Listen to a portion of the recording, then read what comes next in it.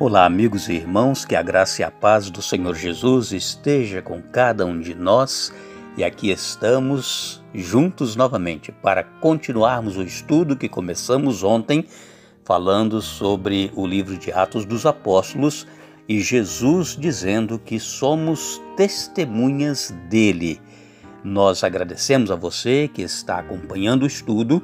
Eu gostaria de lembrar que é muito importante você anotar as passagens bíblicas que nós citamos aqui e depois ler em sua própria Bíblia. Você marque na sua Bíblia, não deixe de fazer as suas anotações, porque é assim que nós vamos aprendendo e estudando a palavra de Deus.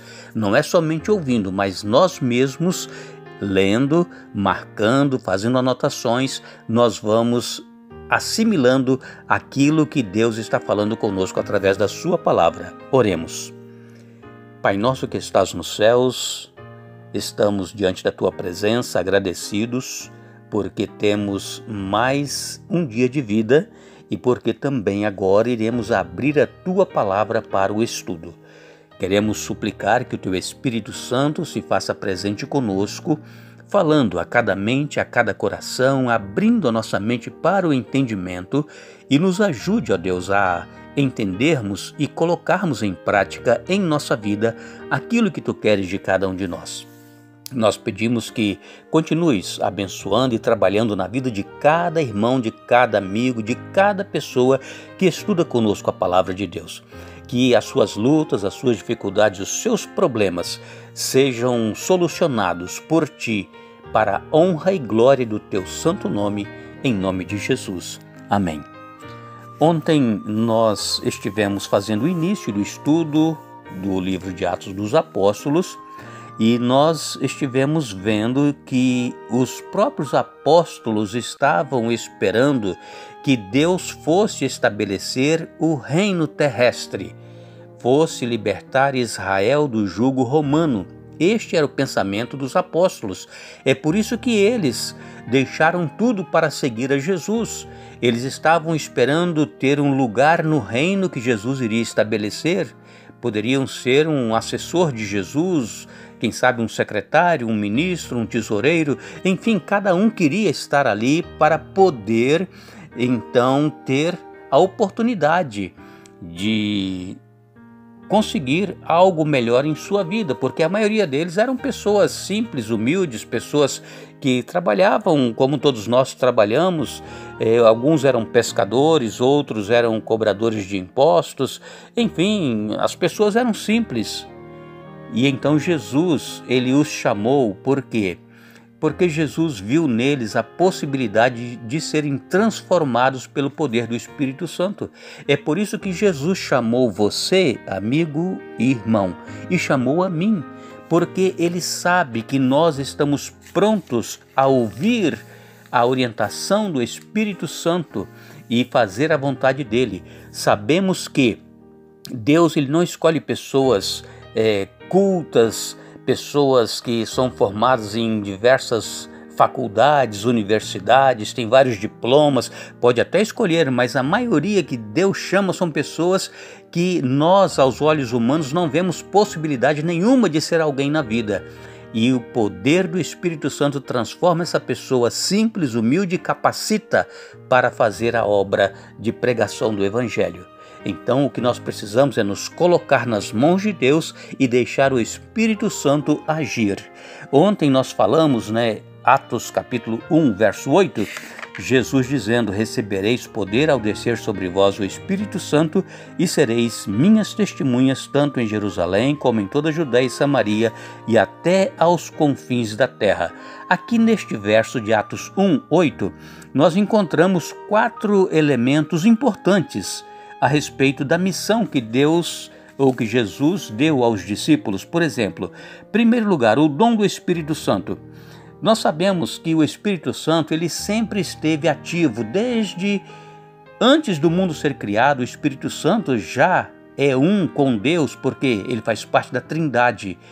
Quando Deus criou o mundo, o Espírito Santo estava presente. E então no Velho Testamento, o Espírito Santo também veio trabalhando com o povo, como nós lemos em Isaías 44, verso 3, Isaías 44, verso 3, porque derramarei água sobre o sedento e torrentes sobre a terra seca. Derramarei o meu espírito sobre a tua posteridade e a minha bênção sobre os teus descendentes. Vejam que o Espírito Santo já estava atuando. Joel, capítulo 2, versos 28 e 29 nos diz: e acontecerá depois que derramarei o meu espírito sobre toda a carne. Vossos filhos e vossas filhas profetizarão, vossos velhos sonharão e vossos jovens terão visões. Até sobre os servos e sobre as servas derramarei o meu espírito naquele dia. Então aqui nós vemos que o Espírito Santo ele sempre esteve ativo. Quando o próprio Jesus foi ungido, houve uma pomba que desceu sobre Jesus após o batismo por João Batista e uma voz do céu que dizia: este é o meu filho amado em quem me comprazo. Então a era oficial do Espírito Santo, ela só foi inaugurada de fato depois que Jesus morreu, ressuscitou e voltou para os céus. Aí o Espírito Santo foi enviado em sua plenitude. Você pode ler em João 7,39 e Atos capítulo 2, verso 33. Então, este elemento, o dom do Espírito, ele sempre esteve atuando em todas as épocas, não só no Novo Testamento, mas também no Velho Testamento. E a função dos discípulos era testemunhar. Por quê? Porque um testemunho é um relato em primeira mão. Sabia? Exatamente. O testemunho é um relato em primeira mão. E os discípulos, eles estavam qualificados para dar este testemunho, por quê?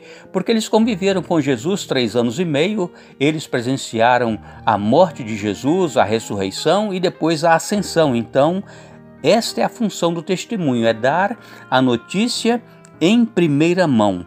Você pode ler em Atos 1, 21 e 22, também Atos 4, 20, 1 João 1, de 1 a 3, tudo isso fala aqui a respeito deste testemunho em primeira mão. E o plano da missão, qual era? O plano da missão, conforme nós lemos aqui em Atos 1, 8, era eles, primeiramente, pregar em Jerusalém, porque eles estavam ali, que eles viviam. Depois eles deveriam pregar em toda a Judéia e Samaria e, por fim, até aos confins da terra. Veja que o plano de pregação era um plano progressivo. Jerusalém era um centro de vida religiosa judaica. Era o lugar em que Jesus havia sido condenado e também crucificado. Judéia e Samaria eram regiões vizinhas onde Jesus também tinha ministrado. E os discípulos, então, eles não deveriam se limitar apenas a essas localidades. Eles deveriam ir até os confins da terra. Este era o escopo da missão mundial que Jesus deixou então estabelecido. E um quarto elemento que nós encontramos aqui neste verso de Atos 1:8, que é a orientação da missão. Nós sabemos que antigamente as nações elas eram atraídas para Jerusalém. Esta foi a missão que Deus deu ao povo de Israel. Eles deveriam ser o centro de todas as nações, deveriam atrair as nações para eles, para conhecerem a Deus.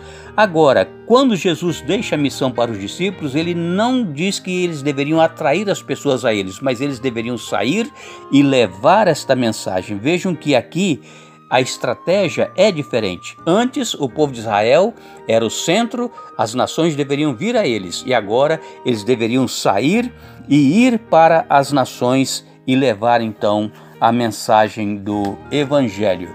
Nós lemos ainda em Atos, no capítulo 1 e no verso 3. Atos, capítulo 1, verso 3. A estes também, depois de ter padecido, se apresentou vivo com muitas provas incontestáveis, aparecendo-lhes durante 40 dias e falando das coisas concernentes ao reino de Deus. Jesus ficou com os discípulos 40 dias após a sua ressurreição e depois ele retornou aos céus. Em Atos 1, verso 6, nós lemos: então os que estavam reunidos lhe perguntaram: Senhor, será este o tempo em que restaures o reino de Israel? Os apóstolos ainda não estavam familiarizados com as profecias, mas eles agora depois da morte, ressurreição e ascensão de Jesus, eles podiam agora vê-las sob uma nova luz, a luz que emanava da cruz e do túmulo vazio, porque Jesus havia ressuscitado. Então esta era a missão dos discípulos, sair e levar o evangelho a todas as nações. Que Deus nos abençoe, que Deus nos dê um bom dia. Voltaremos amanhã dando continuidade a este assunto, mas lembre-se, buscai, pois, em primeiro lugar o reino de Deus e a sua justiça, e as demais coisas vos serão acrescentadas.